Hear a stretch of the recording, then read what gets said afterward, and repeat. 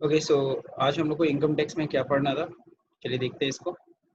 आज हम लोग को डायरेक्ट टैक्स में यूज़ ऑफ मूवेबल एसेट तो ऑलरेडी हम लोगों ने लास्ट वीडियो में कवर कर लिया था, बट उसमें हमने यस। क्वेश्चंस नहीं लगाए थे। तो वो क्वेश्चंस आज हम लोग को थोड़ा देखना है। तो जो लोग कि भी आज पहली बार देख रहे हैं यानी यूज़ ऑफ मूवेबल एसेट, एक बार मैं जल्दी से रिकैप कर देता हूँ। This means that assets are owned by the company but are being used by employee free of cost, है ना। Assets are owned by the company, company का एसेट है लेकिन उसे यूज करने के लिए किसको दिया गया है, एम्प्लॉय को भी free of cost. If a company provide movable assets, अगर कंपनी सपोज करो मूवेबल एसेट्स प्रोवाइड करती है फ्री यूज और to employee, then rent paid by the company, company है उस एसेट को या तो खरीद करके दे रही होगी या तो वो रेंट पे लेकर के दी होगी। अगर रेंट पर कंपनी लेकर के दी है तो जितना भी रेंट कंपनी देती है वो आपकी परक्यूजिट की वैल्यू हो जाएगी। लेकिन अगर कंपनी ने खरीद के दिया हुआ है तो उस एसेट की के ऊपर 10% डेप्रिसिएशन निकाल लेना, एसेट की कॉस्ट का 10%, और वही 10% आपकी परक्यूजिट की वैल्यू मान ली जाएगी। However, if laptop and computer provided, then it is exempt. अगर लैपटॉप और कंप्यूटर कभी भी अगर एम्प्लॉय को दिया गया है ना यूज करने के लिए तो पूरी तरह से एग्जेम्प्ट होता है, क्योंकि आप सभी लोगों को पता है लैपटॉप एंड कंप्यूटर अगर एम्प्लॉय को दिया गया तो घूम फिर से उससे ऑफिस का ही काम उस पर करवाया जाता है। तो ऑफिशियल यूज ही होता है, वो पर्सनल यूज पर्सनल बेनिफिट होता ही नहीं है, इसीलिए उसको परक्यूजिट नहीं मानी जाती है। नीचे देखो नोट में दे रखा only movable assets are covered in this provision. सबको पता है इसी मूवेबल एसेट्स की बात कर रहे हैं। ई मूवेबल मतलब हाउस प्रॉपर्टी की बात नहीं कर रहे, वो हम लोगों ने आरएफए में कवर कर लिया था।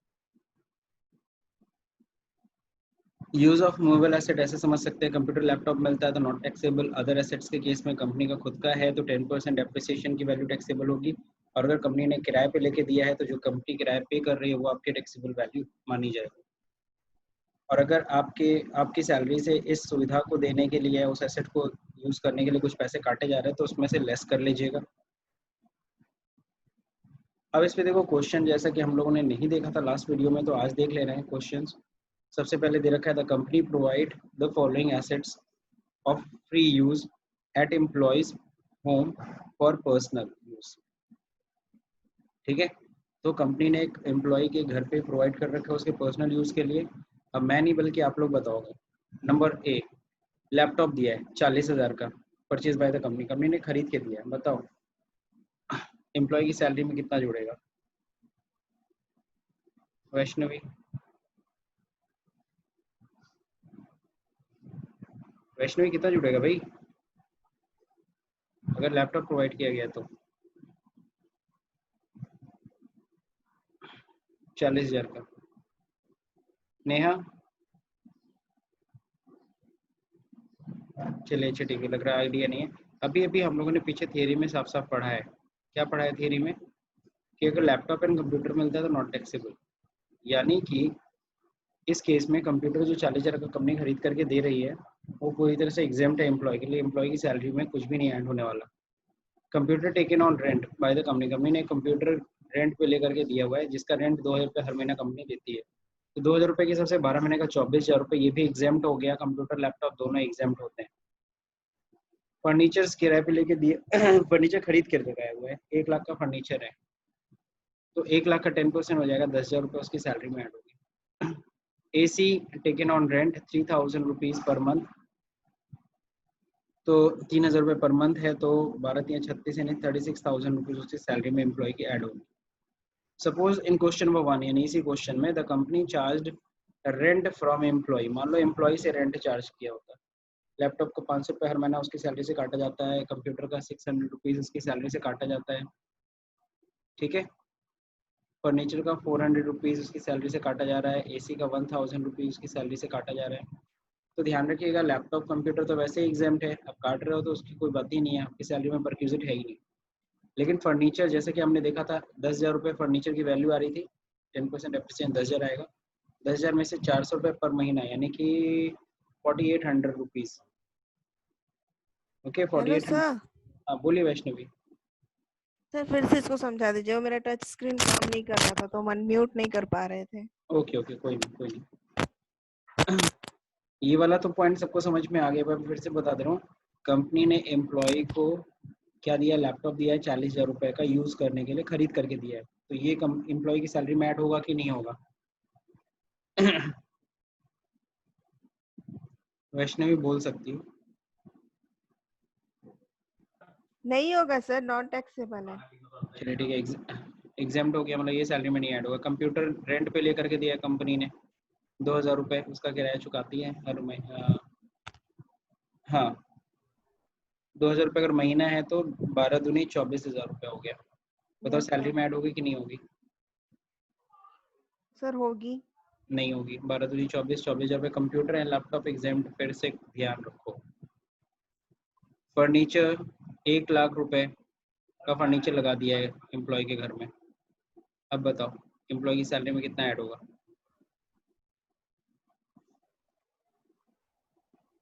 सबको पता है, पीछे चार्ट में मैंने पढ़ाया था। कंपनी का खुद का है तो 10% डेप्रिसिएशन सीधा सीधा। तो इस 1,00,000 का 10% कितना हो जाएगा? 10,000 रुपये सैलरी में ऐड होगी। AC 3,000 रुपये। 10,000। हाँ AC किराए पे लेके लगा के रखा है कंपनी ने, 3,000 रुपये उसका हर महीना किराया कंपनी चुकाती है। तो 36 यानी 36,000 रुपीज़ उसकी सैलरी में ऐड हो गई। 36,000। रेंट पे लेकर के दिया है तो रेंट पेड कर रहा है। अब कह रहा है एनी अमाउंट रिकवर्ड, अगर एम्प्लॉय की सैलरी में से कुछ रिकवर कर रहे हो तो लेस कर देना। तो उस पर अगला ही क्वेश्चन है हम लोग का। Suppose in question number 1 the company charges rent for employees as follow. Laptop का 500 रुपये, लैपटॉप के लिए 500 रुपये हर महीना काटती है सैलरी में से। कंप्यूटर के लिए 600 रुपये हर महीना काटती है। फर्नीचर के लिए 400 रुपये हर महीना काटती है। AC के लिए 1000 रुपीज़ हर महीना काटती है। तो लैपटॉप कंप्यूटर का तो भूल ही जाओ, छोड़ दो, क्योंकि वो तो ऑलरेडी एग्जाम्प्ट है, यस परचेज की सर। वैल्यू ही नहीं मानी जाती है। तो उसमें से क्या लेस करोगे? ओके लेकिन हाँ फर्नीचर क्या 400 रुपये हर महीना काटा जा रहा है, तो 400 रुपये के हिसाब से 12 चौक 48, 4800 रुपीज साल भर का काटा यस गया। तो सर, 10,000 4,800। हाँ हाँ सही बोल रही हो। 10,000 पर क्यूजिट की वैल्यू थी, उसमें से 4800 माइनस हो जाएगा, फिर 500 रुपीज टैक्सेबल होगा। सही है। Yes sir. अब AC की बात करते हैं। AC 3,000 का प्रोवाइड किया कंपनी ने, 36,000 हुआ, लेकिन हर महीना 1,000 काटा जा रहा है सैलरी से उसके। तो 12,000 रुपये लेस कर लेना 36,000 में से, 24,000 आएगा। नहीं समझ में आया तो ये सॉल्यूशन देख लो। If any amount recovered, then balance amount would be taxable. However, computer and laptop will remain exempt. ये तो क्लियर है। फर्नीचर 10,000 था, 4800 लेस हुआ 5200।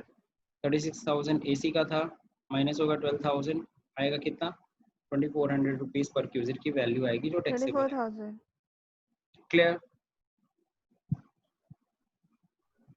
तो मेरे ख्याल से एक एक यस पर सर। क्यूजिट हम लोग आराम से समझते चले जा रहे हैं। बहुत ही सिंपल है। पहले कंसेप्ट पढ़ो, थियरी पढ़ो, फिर उस पर क्वेश्चन सेट कर लो। क्लियर? ठीक। अब हम लोग बात करेंगे, अभी हम लोग क्या कर रहे थे, आप एम्प्लॉयर एम्प्लॉय को यूज करने के लिए एसेट दे रहा था, लेकिन इस बार सपोज करो कंपनी ने एसेट यूज करने के लिए नहीं दिया।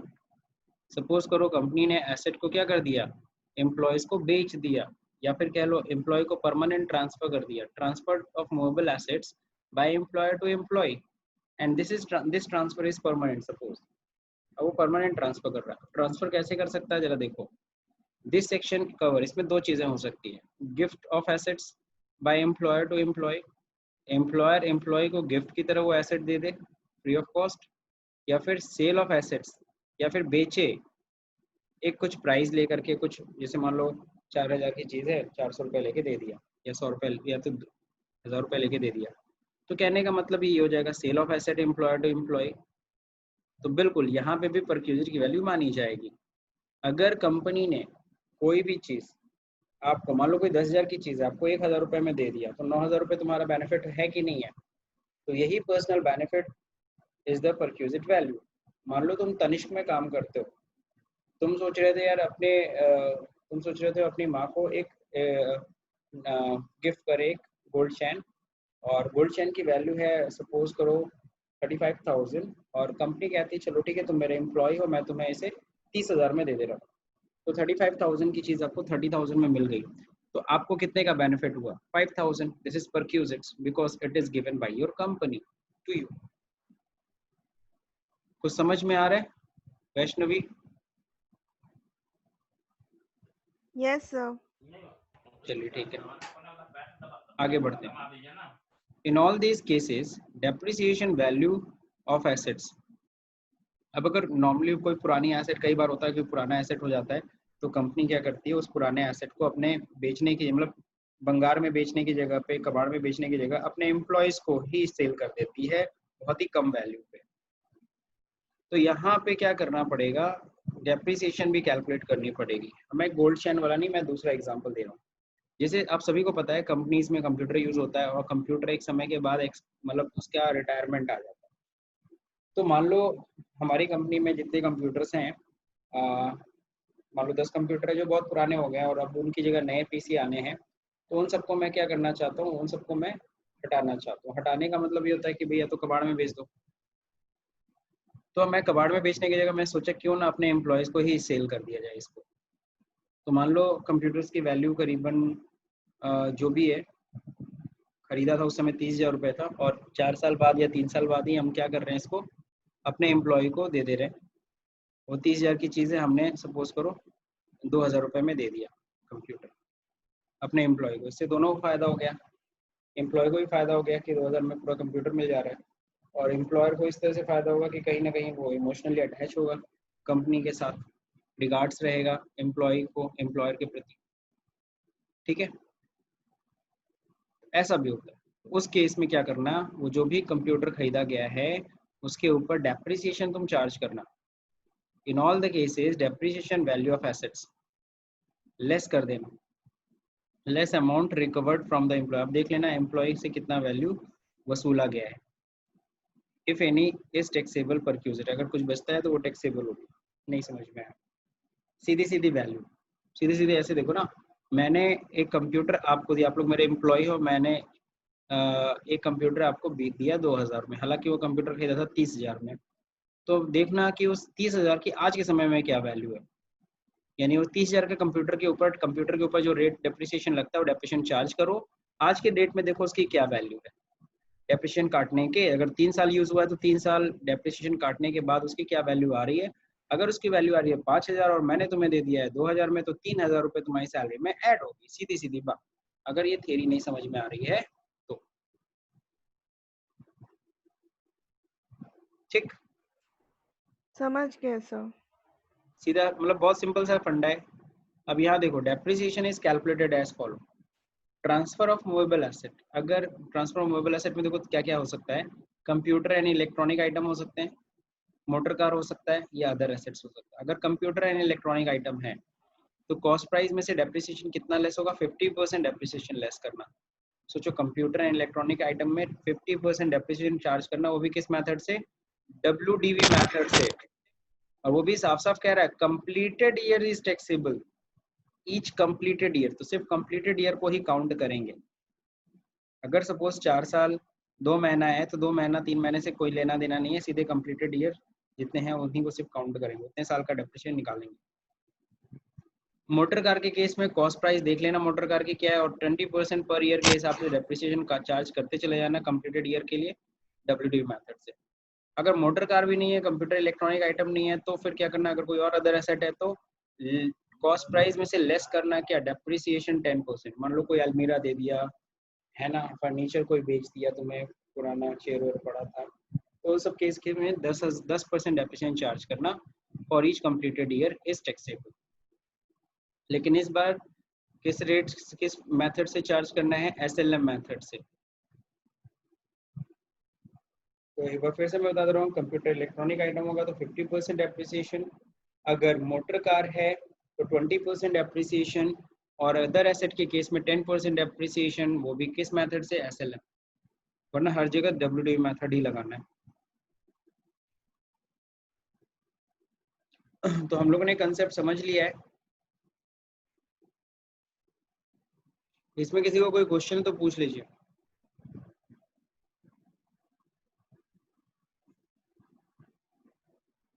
चलिए, नो क्वेश्चन, कोई क्वेश्चन नहीं है तो चलिए आते हैं, देखते हैं आगे। अब इस पे देखिए 3 क्वेश्चन हम लोग को सॉल्व करने हैं। सबसे पहला, द कंपनी परचेज 1 मई 2012 को लैपटॉप फॉर ₹40,000। कंपनी ने सर 1 मई क्वेश्चन तो दिख रहा है। हेलो हाँ नेहा, हेलो सर, पहले तो 30% था ना किस पे, कंप्यूटर पे। हाँ, कंप्यूटर पे नॉर्मल रेट तो डेप्रिसिएशन का रेट जो है वो 30% ही है, 33 पॉइंट समथिंग %। ठीक है, मतलब नॉर्मल रेट जो डेप्रिसिएशन चार्ज, लेकिन यहाँ पे कैलकुलेट करते समय 50% डेप्रिसिएशन चार्ज करना अगर कोई सेल कर रहा है एम्प्लॉयर एम्प्लॉय को तो। केवल एम्प्लॉय और एम्प्लॉयर। हाँ, जब एम्प्लॉयर एम्प्लॉय को सेल करेगा उस केस में।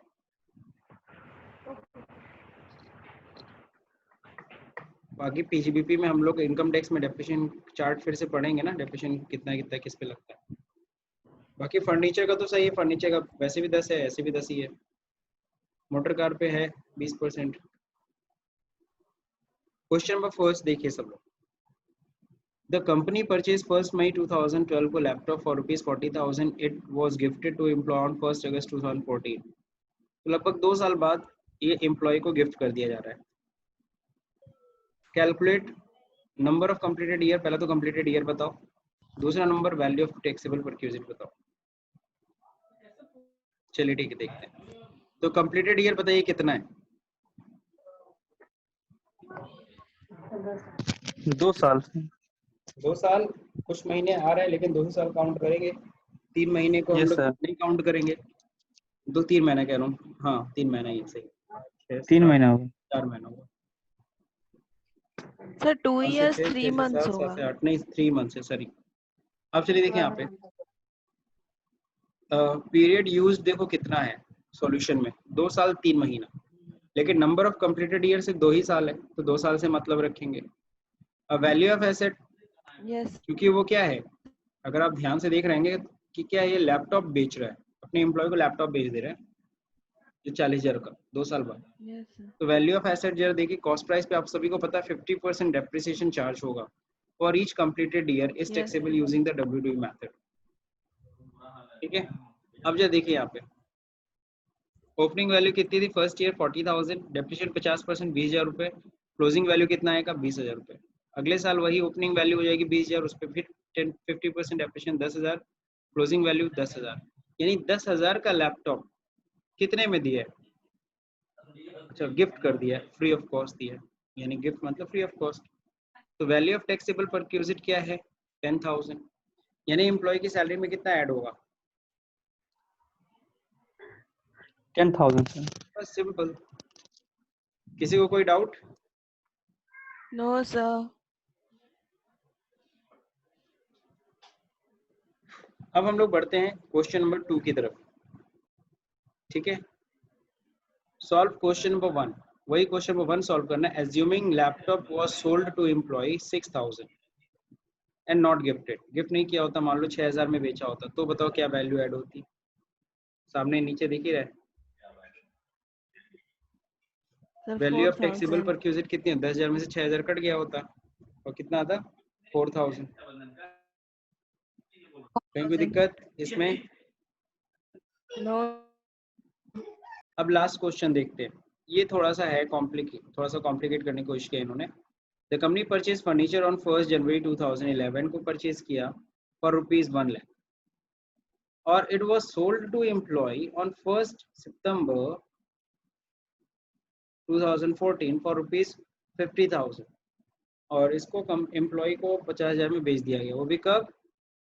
सब लोग देख रहे हो, 11 से 12, 12 से 13, 13 से 14, 3 साल बाद, लगभग 3 साल से ऊपर है, 3 साल 8 3 महीना years हुआ। 8 months। हाँ 8 months. Find value of taxable perquisite. सबसे पहले तो कंप्लीटेड ईयर देखो, sir completed year 3 number of years 8 months। तो 3 इयर्स 8 मंथ्स को बताओ क्या किया जाए? 8 मंथ से सर 6 3 महीने years जाते होगा। तो क्या पूरे साल भर लिए लिया जाए कि नहीं लेना है? देखो पीरियड यूज कितना है 3 साल 8 महीना, लेकिन 8 महीने से कोई नहीं मतलब है, क्योंकि सीधा सीधा बोला कंप्लीटेड ईयर को सिर्फ देखना है, तो कंप्लीटेड ईयर यस सिर्फ सर। 3 ईयर है। ये चीज का बहुत ख्याल रखना है यस आप सर लोग। 3 ये years है। कहेंगे क्या नहीं सर 6 महीने से अधिक है, इसको पार्ट ऑफ, जब कहीं क्वेश्चन में सॉरी जब हमारी थ्योरी में पार्ट ऑफ द ईयर लिखा होता तब हम ये मान के चलते हैं क्या 6 महीना या 6 महीने से ज्यादा यूज होता है तो हम उसे साल भर ले लेंगे, बट ऐसा कुछ कहा तो है नहीं, उसने साफ साफ कहा है कंप्लीटेड ईयर, तो इसीलिए 3 साल को बस मतलब रखना है। कितना डेप्रिसिएशन कटेगा? फर्नीचर है चूंकि 10%? 10%। Percent sir. वो भी कौन सा मेथड? SLM। तो 1 लाख के ऊपर 10% डेप्रिसिएशन 10,000 रुपये हुआ, 90,000, फिर अगले साल 90 में से 10 80,000, फिर तीसरे साल 10,000 रुपये और कम हो गया 70,000। 70,000 की चीज कितने में दे दिया है? 50,000 में। तो 70 में से 50,000 लेस हो गया, 20,000 रुपये का फायदा हुआ एम्प्लॉय को, ये उसकी सैलरी में ऐड। 20,000 हाँ Gorakh, sir benefit Yes, sir. इसको 20,000। जब इससे पहले जब लोग को जब मैंने पढ़ाया था तो हर परक्यूजिट पे मैंने एग्जांपल नहीं ना बताया था। नहीं सर, इतना डीप में कहाँ था, सब बुक से ही पढ़े थे। और परक्यूजिट बस लाइन से पढ़ते चले गए थे कि हाँ ऐसा हाँ ऐसा सर। होता है। सर इसीलिए तो 1 PO वाली क्लास एकदम स्मूथली चल रही है। मतलब 1 o'clock मतलब सर इतना पीपीटी से नहीं पढ़ा, इतना डीप में नहीं हम लोग जाते थे, बस डिस्कस करते थे ऐसे। हाँ बस डिस्कस कर लेते थे। अब ये इसीलिए सर चला रहा था इसमें क्राउड भी है ना। हाँ क्राउड नहीं है बेसिकली। क्या था स्टार्टिंग में कुछ बच्चे अटैच होता नहीं, जैसे नए बच्चे जब उनको अब पता नहीं क्यों आते हैं फिर चले जाते हैं, I don't know, but exactly class में लोगों के लिए जिनके लिए चलाई गई थी वो बच्चे इस समय है ही नहीं इसमें। 1-2 बच्चे कभी कभी आते हैं, आप देखते होंगे, बोलते भी नहीं है। ठीक है सर मीटिंग आईडी आज नहीं सेंड किए हैं इसका, सबको इस सेंड तो क्लास किया का हूँ। नहीं आया है। अच्छा नेट नहीं कनेक्टेड था। सर आप डाटा ऑन करना भूल जाते हैं। इसीलिए ये हम चीज लेट गड़बड़ आए हो हैं जाता सर। है, ये चीज गड़बड़ हो जाता है। कोई नहीं, सर हम सोचे ले आपको, फिर हम कहें आपको पता नहीं ऑन किए हो तो। नहीं मैंने ध्यान नहीं दिया, चलो कोई नहीं। मीटिंग आईडी मैंने सेंड नहीं की थी। आज हम जैसे ही पासवर्ड डाले तुरंत कनेक्ट हो गए। अच्छा अब चलो ठीक है, अगला टॉपिक हम लोग को जो यस सर, पढ़ना है एकदम वो क्या टाइम है? से हम एक्टिव थे। तुम्हारा सही रहता है, तुम हमेशा आ जाती है टाइम पे। Perquisites taxable for specified employee. अब हम लोग को ऐसा देखना है, कुछ ऐसे परक्यूजिट्स की बात करनी है जो सिर्फ और सिर्फ स्पेसिफाइड एम्प्लॉय के केस में टैक्सेबल होगा। बाकी स्पेसिफाइड एम्प्लॉय किसे कहते हैं ये ऑलरेडी हम लोग डिस्कस कर चुके हैं। ठीक है, तो या तो वो कंपनी का डायरेक्टर हो, या तो उसका कंपनी में सब्सटेंशियल इंटरेस्ट हो यानी 20% या उससे ज़्यादा शेयर्स हों, या फिर उसकी जो सैलरी हो 50,000 से अबव हो। ठीक है, यही था ना? तो उसे हम लोग स्पेसिफाइड एम्प्लॉय कहते हैं। अब यहाँ पे साफ साफ लिखा है this provision cover 5 perquisites which can be either monetary, reimbursement और क्लेम।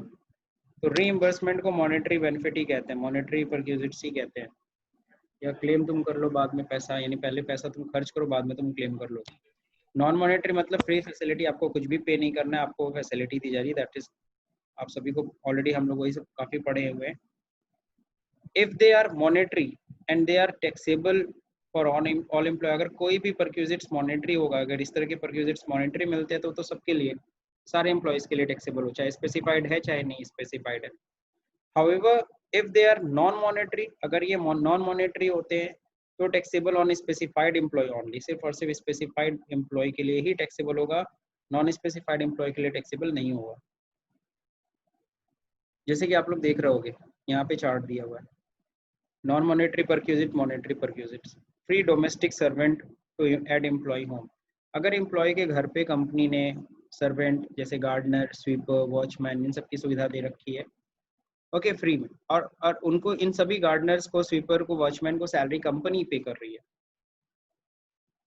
अगर कंपनी पे कर रही है तो जाहिर सी बात है नॉन मॉनेटरी परक्यूजिट्स मानी जाएगी है, और किसकी सैलरी में ऐड होगी? सिर्फ और सिर्फ स्पेसिफाइड के, ठीक है ना, taxable only in the hand of specified employee. Non specified employ के हाथ में टैक्सेबल नहीं होगा।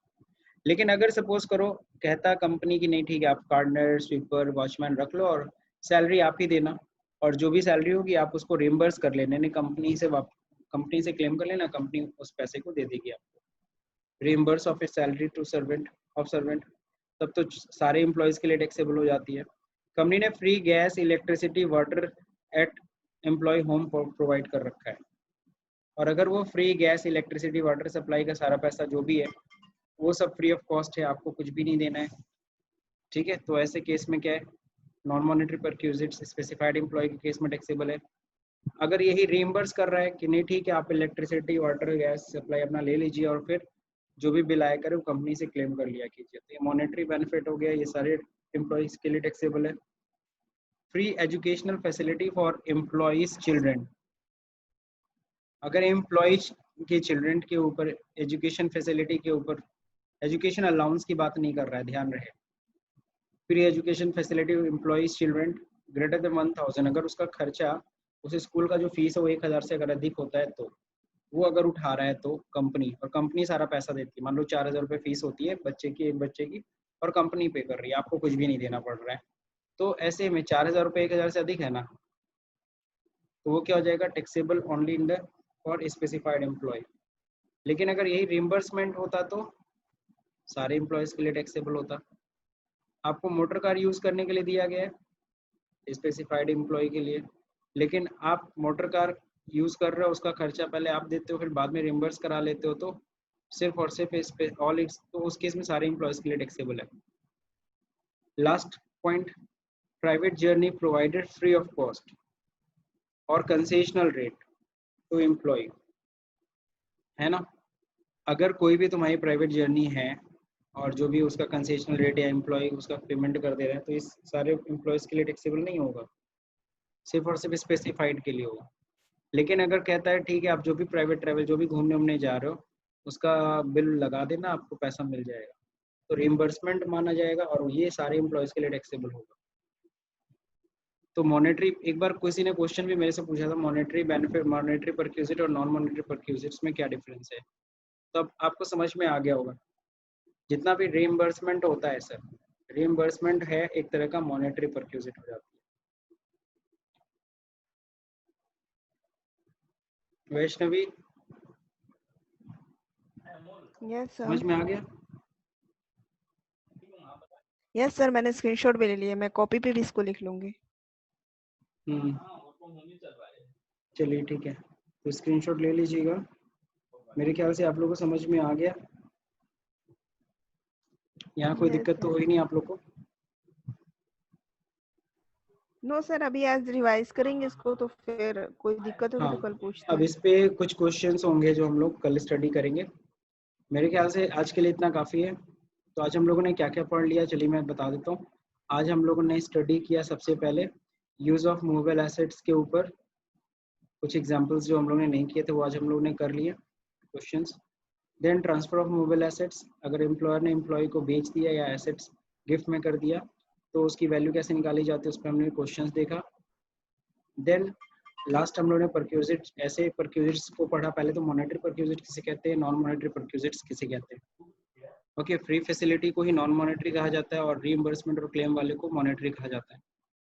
अब कैसे टैक्सेबल परक्यूजिट होगा, ऑल एम्प्लॉयज के लिए, स्पेसिफाइड एम्प्लॉय के लिए। स्पेसिफाइड एम्प्लॉय ऑलरेडी मैं डिस्कस कर चुका हूँ, अगर किसी को भी समझना है तो स्पेसिफाइड एम्प्लॉय हम लोग पीछे हम लोग कर रखे हैं, डिटेल किए था हमने।